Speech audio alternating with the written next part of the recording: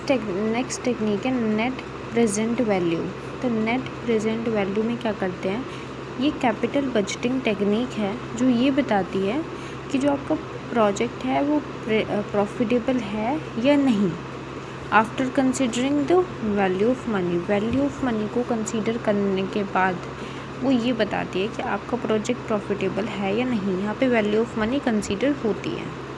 इसके अंदर आपका जो फ्यूचर और कैश फ्लो होता है ना, फ्यूचर कैश फ्लो, उसको प्रेजेंट वैल्यू में कन्वर्ट करते हैं।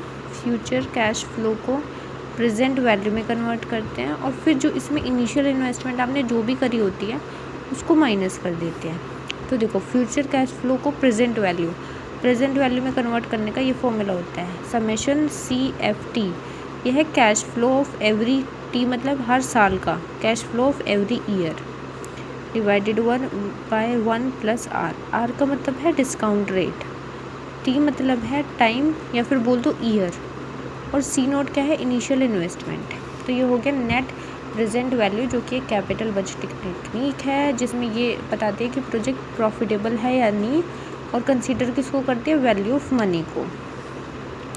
अब अगर आपकी जो है नेट प्रेजेंट वैल्यू 0 से बड़ी है तो प्रॉफिटेबल है, नहीं तो रिजेक्ट कर दो। इन्वेस्टमेंट रेट ऑफ रिटर्न, ये रेट ऑफ रिटर्न होता है जिस पे NPV की जो वैल्यू होती है वो 0 हो जाती है।